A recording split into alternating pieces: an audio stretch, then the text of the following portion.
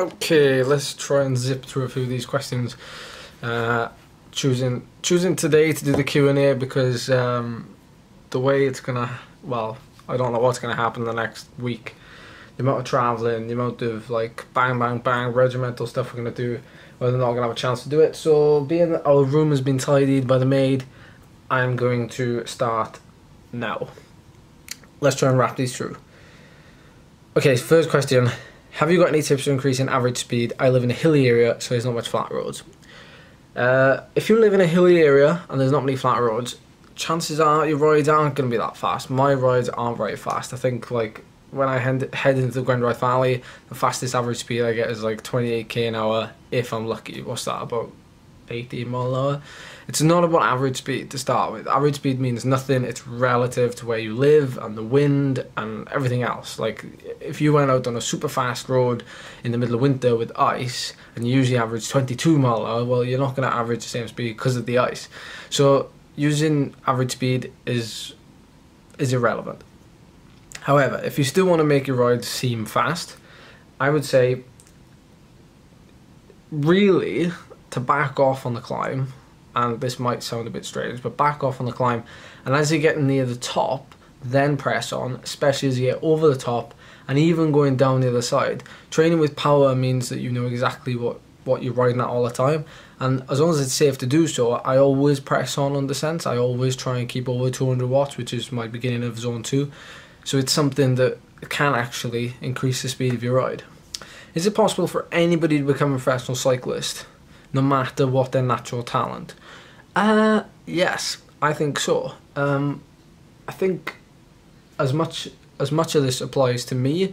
I never had a cycling background. Nobody in my family actually rode a bike competitively. I mean, they cycled and they enjoyed it and they're in a cycling club, but they never did it competitively.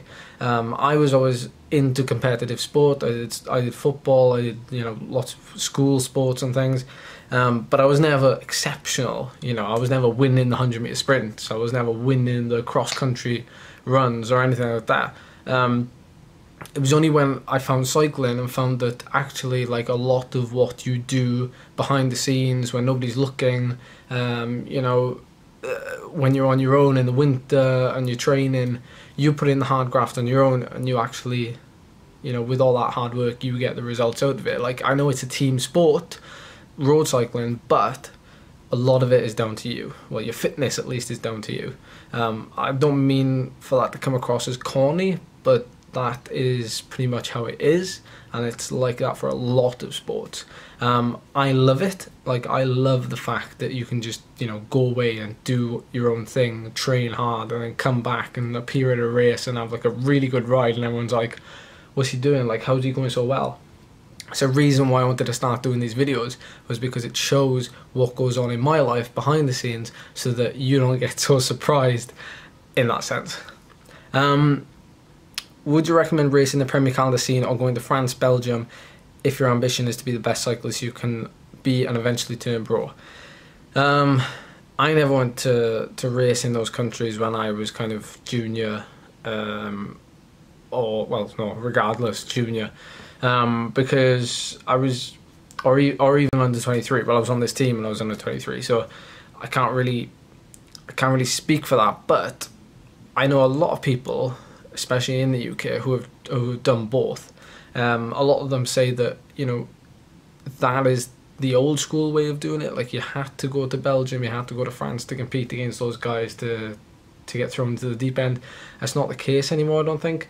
Like, a lot of riders now are doing really well in the UK, getting picked up by UK teams, and then UK teams are being seen as kind of the next big thing and being taken and accepted into other races, just like this in the Tour of Japan. We get a chance now this week to really show ourselves and show that we're not just, good at going round corners in crits in the UK and, getting over little humps and bumps in the national parks in the UK as well.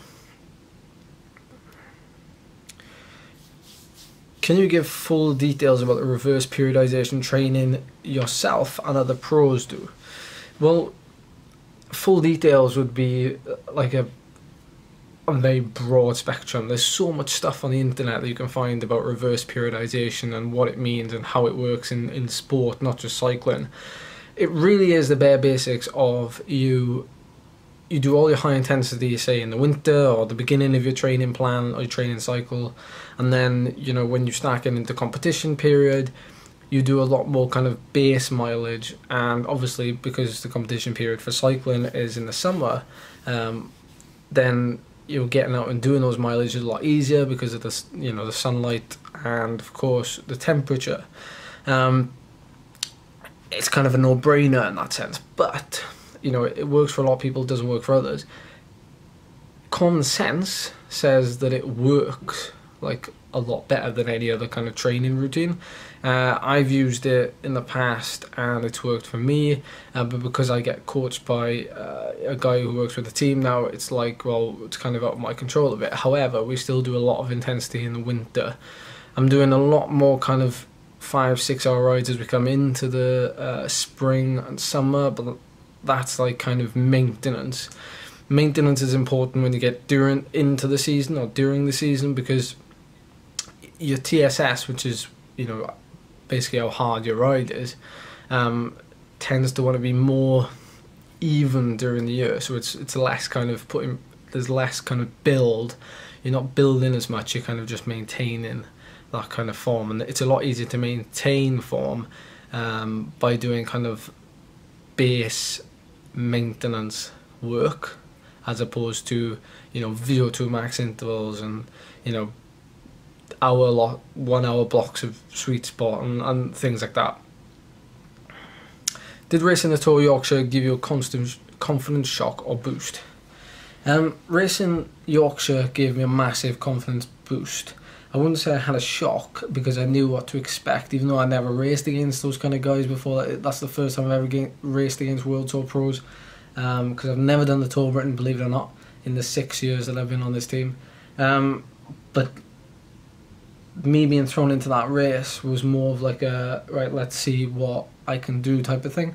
And even though it was more of a support role for me, it was still a massive learning curve to see that, you know, I can still be there on the last day when it gets really, really hilly, really grippy. But the one thing I did learn about the race was that, like, you know, Astana, you know, Sunweb, all these guys, Dimension Data, they can just ride however they want to ride, and there's a massive hierarchy, so they're all sat where they want to sit in the bunch, and then, you know, when it comes to it, when they really want to go, you know, they go. I'm similar weight and height to you, and I was wondering what dietary element affects your riding the most. Was it the macros all being 33%? So what he means by that is 33% carbs, 33% fat, and then 33% protein. I'm currently 60 kilos, I'm guessing, maybe 59 or 61, whatever, and I'm 1.77 meters. So I'd say the one thing that affected me the most, I think, was, and I've done a whole nutritional video on this, you can go back and see it, like, it basically was like a slideshow. The thing that I saw most benefit was increasing my protein intake, or at least being more aware of it. So increasing it from, say, I'd say the average person consumes below 100 grams, maybe 80 grams. I was consuming upwards of 150. Obviously, depending on how hard your training day is, I don't want people commenting down below saying, oh, you're overloading yourself on protein.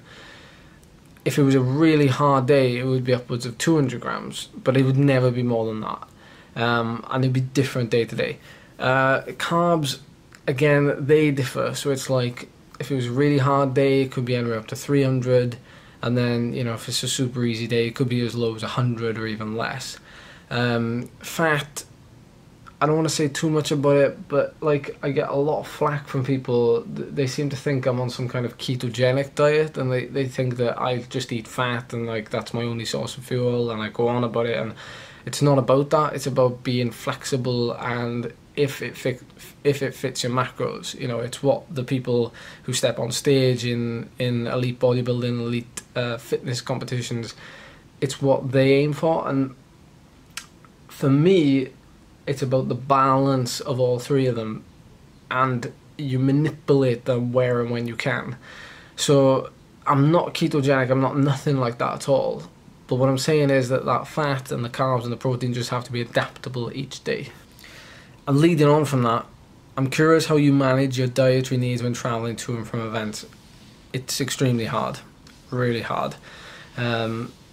Fortunately, like, I prepared some veggies that I could take on the plane with me, so I got like a lot of vitamins and minerals from that.